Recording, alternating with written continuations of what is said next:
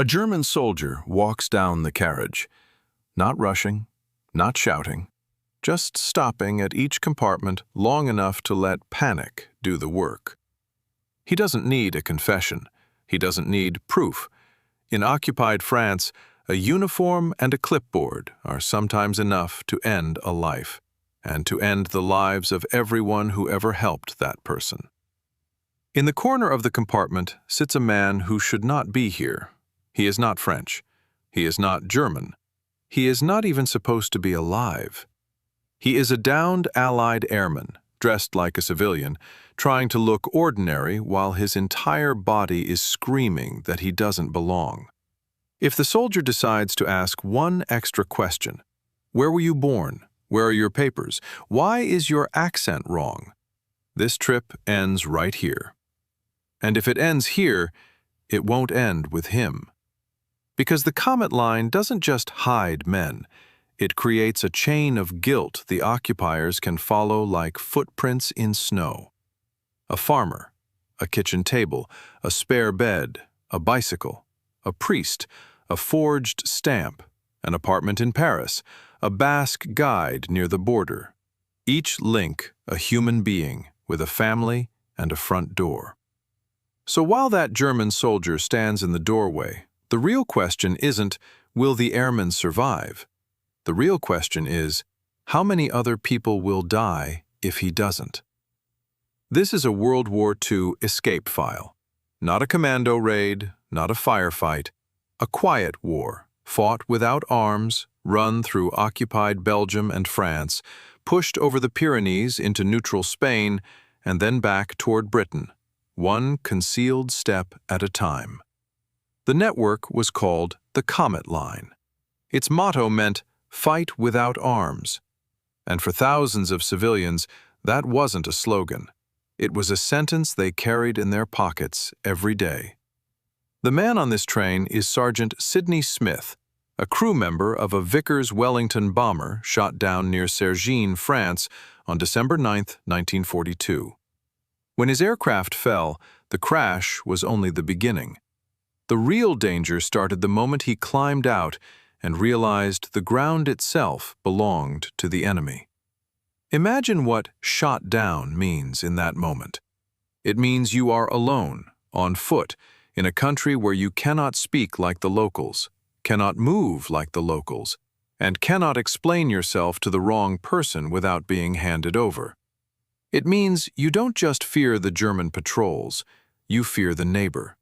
You fear the curious child. You fear the old man who wants to feel important again. Because in an occupied country, information becomes a currency, and desperate people spend it. Sidney Smith evades capture after the crash. And it doesn't happen because he is strong. It happens because he is careful. He finds a farmer named Émile Cochin, who gives him a place to stay for the night and reaches out for help. That detail matters. The farmer doesn't simply hide him and hope. He contacts someone who can move him forward, because in a system like Comet, hiding is temporary, but movement is survival.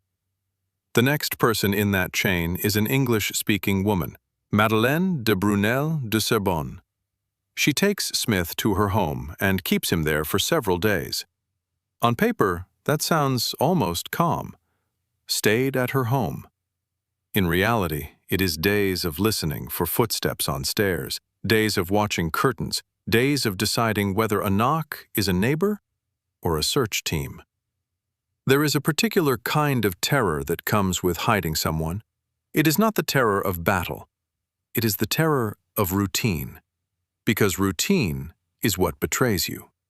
A delivery arriving at the wrong time, a child talking too loudly, a friend visiting unannounced, a landlord asking questions, a ration official checking paperwork, a German patrol strolling by because the weather is nice and they have time. Now, Smith has another problem. He cannot stay in that house forever. The longer he stays, the more likely the wrong person notices a pattern. Extra food needed, extra water used, extra footsteps at night. The longer he stays, the more he turns from a hidden man into a hidden secret. And secrets rot houses from the inside. So the Comet Line does what it always does. It changes him. A dentist named Mr. Boluset provides civilian clothing that fits Smith. Clothing is not a detail in wartime. It is identity. A uniform makes you an enemy. Civilian clothing makes you a question. And questions are easier to slip past than certainty, if you can also slip past the paperwork. But there is one step in every escape line that kills more people than any border crossing. Travel. Because travel forces you into the open. It forces you into public spaces, into crowds, into ticket lines, into stations where soldiers have nothing better to do than look for someone who seems wrong. Smith needs to reach Paris. Paris is where escape lines can connect him to the route south, toward Tours, Bordeaux, Bayonne, and then the Pyrenees. That route is described as typical for Comet. Brussels or Lille to Paris, then down through France, then over the Pyrenees to San Sebastian. But Smith doesn't yet have French identification papers, so the people moving him have to improvise without being reckless. Catherine Jeannot, a law student and daughter of de Sorbonne, escorts him by train to Paris. And to reduce the risk, a doctor, Jean de la Reberette, travels on an earlier train to ensure there are no German checkpoints on the route, because Smith has no French identification papers. That is how Comet operated when it was functioning well. Not bravado, but checks, buffers, and human eyes placed ahead of danger. Now return to the carriage. The German soldier is close enough that Smith can smell tobacco and wool. The soldier's eyes move in a way that suggests boredom, until they don't. A bored man can be bribed. A bored man can be distracted. A man who suddenly becomes interested is the one you fear. Smith sits still. Too still. Because any movement invites attention. Any movement suggests guilt. But sitting too still also invites attention, because living people do not sit like statues unless they are terrified. This is the trap of occupation. Every decision looks wrong from at least one angle. Breathe normally. Your chest rises too strongly. Breathe lightly. Your fear becomes visible. Look away, suspicious. Look straight, challenge. Look down, submission. The Comet Line didn't ask its evaders to become heroes. It asked them to become invisible. And invisibility is not courage, it is discipline. The soldier moves on. The door slides shut. The sound is small, but to the people in that compartment, it is a verdict. Smith reaches Paris. He is alive. And yet, in a way, the most dangerous part is just beginning. Because Paris is not a finish line. It is a junction. One that the Germans watched carefully, precisely because every escape route had to pass through places like Paris.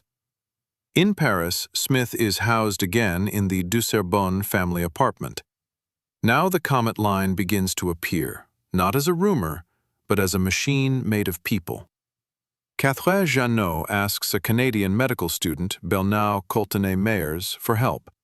He refers her to a Jesuit priest, Michel Riquet. Riquet tells her she will be visited by people who will help Smith escape to Spain. These are not casual introductions. In a hunted network, every new contact is a potential betrayal.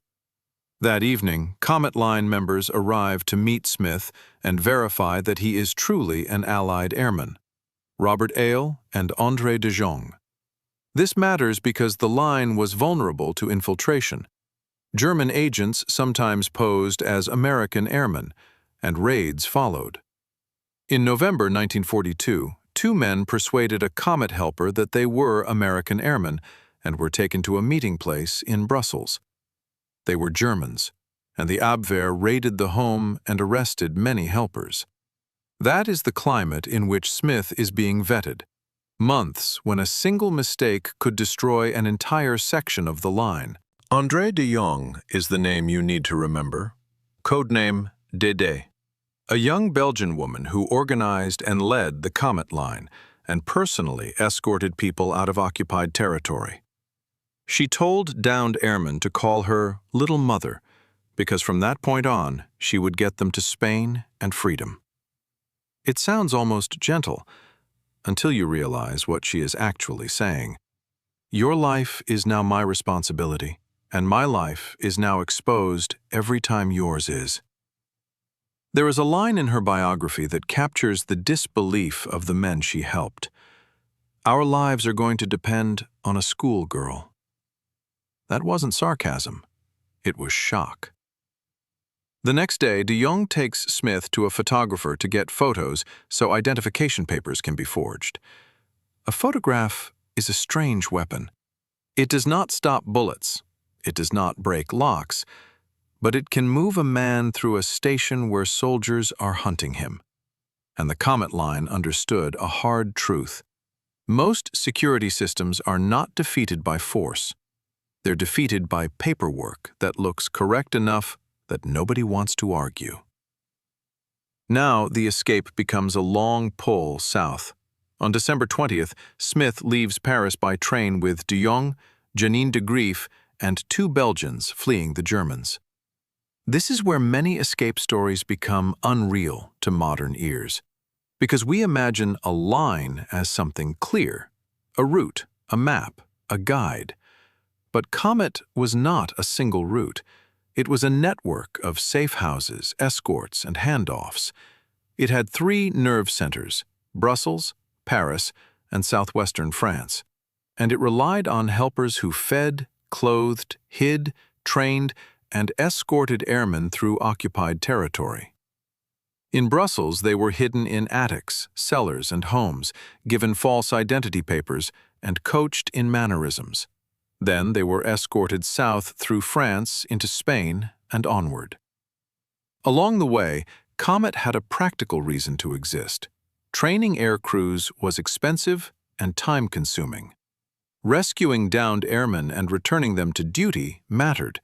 It was humanitarian, and it was strategic. But none of that matters to the man on the train seat. To him, it is personal.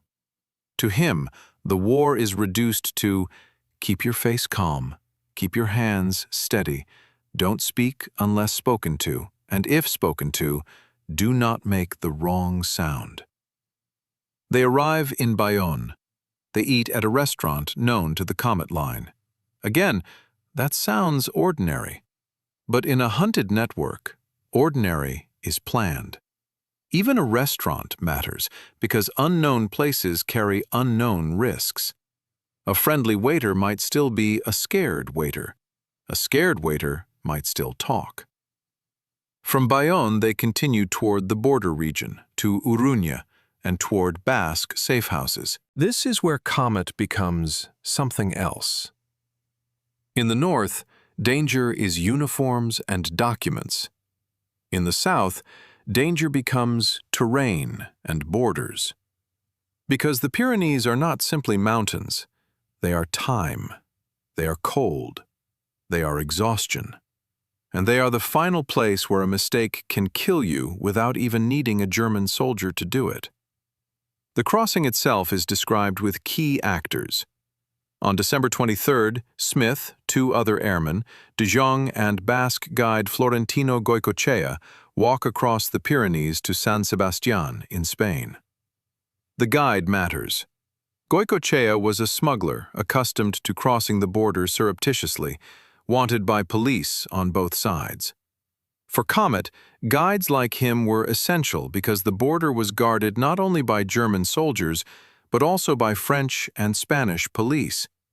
And even after you crossed into Spain, neutral Spain, you could still be arrested by Spanish police and turned back over, as early Comet attempts painfully proved.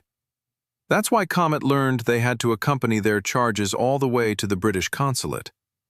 So the crossing is not the end. It is the entrance into a new set of dangers. In San Sebastian, Smith and the other airmen stay at the house of Federico Armendáriz. Then a British diplomatic car meets them and drives them to Madrid, then onward to Gibraltar. From Gibraltar, arrangements can be made to get them home. This is the part of the story that feels like relief. A car instead of a train. A diplomatic plate instead of a forged paper. A road where the wrong patrol can't easily stop you. But even relief is dangerous, because relief makes people careless. Comet's couriers did not survive by celebrating too early. Eventually, Smith boards a ship on January 21st and arrives in Scotland on January 26th. He is back in Britain. The escape worked smoothly. And Comet wants smooth, because smooth is safe. But smooth does not mean easy, because this entire escape, from a crash site near Sergines to a safe house to Paris to Bayonne to the mountains to Spain, required a chain of people whose names would never appear on a uniform. Now pause and take the mature view, the view that matters. Because if you stop the story at "he made it home," you miss what this network truly was. The Comet Line was the largest of several escape networks in occupied Europe. In 3 years, it helped 776 people, mostly British and American airmen, escape to Spain or evade capture in Belgium and France. The estimate is that about 3,000 civilians assisted the Comet Line. 700 helpers were arrested, and 290 were executed or died in prison or concentration camps. Think about that arithmetic. For every airman who came home, multiple civilians stepped forward. And for many of those civilians, stepping forward meant stepping into a future they would not survive. That is why the Comet Line has a different kind of moral weight, not the weight of victory, the weight of choice. André de Jong herself is the clearest example of that choice. She wasn't just a name at the top of an organization. She was physically escorting men out, repeatedly, across an 800-kilometer stretch of enemy territory. Between August 1941 and December 1942, she escorted 118 people, including more than 80 airmen, from Belgium to neutral Spain. She was eventually arrested in January 1943 and incarcerated for the remainder of the war. And here is where the Comet Line reveals its final cruelty. Even when someone succeeds, the system stays in danger. Because the network keeps working. The Germans keep hunting. Informers keep selling names. Betrayals and arrests surged as German pressure increased, especially after November 1942, when southern France came under direct German rule. German intelligence dealt heavy blows to the line, including infiltration events and mass arrests. The line had to rebuild again and again, because leaders were imprisoned, executed, killed, or betrayed. That is what resistance looked like on the ground. Not a single heroic stand, but constant repair under fire, without weapons. André de Jong's arrest details show how thin the margin was. In January 1943, she led British airmen by train from Paris to Saint-Jean-de-Luz, then walked in rain for 2 hours to Urrugne, the last stop before the border crossing. The plan was to continue onward, but conditions and risk forced delays. The next morning, she and the airmen were arrested by German soldiers after being betrayed, likely by a farm worker. The Germans interrogated her repeatedly, and even when she admitted being the leader to protect her father, they did not believe this young woman could be that important, an underestimation that likely saved her from execution. That detail is chilling for a mature viewer, because it shows the strange luck that sometimes decides who lives long enough to see the end of a war. The enemy's arrogance, the enemy's inability to imagine that a minor helper could run the machine. Comet survived on more than courage. It survived on speed, discipline, and the enemy's blind spots. So return one last time to the train carriage, the scene that began this story. A German soldier checks faces. A man tries to look ordinary. But the real story is not his face. The real story is the invisible crowd behind him, the farmer who hid him, the apartment that sheltered him, the people who found clothes, the courier who escorted him, the doctor who scouted checkpoints, the priest who connected contacts, the leader who verified him, the photographer who helped forge papers, the restaurant that fed him, the guide who led him over mountains, the house in Spain that took him in, the diplomatic car that carried him to safety. Every one of those people could have said no. Most of them had every rational reason to say no. And yet, the Comet Line existed because enough of them said yes, over and over, until yes became a route.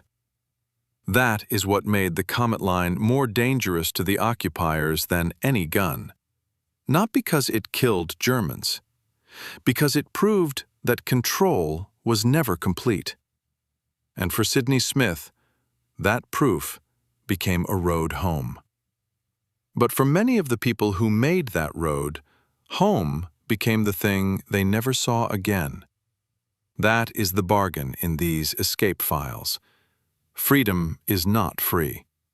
Sometimes it is simply paid by someone you will never meet, who opens a door, feeds you quietly, and then lives the rest of their days knowing that a knock might come, because they chose, for one night, to treat a hunted stranger like a human being.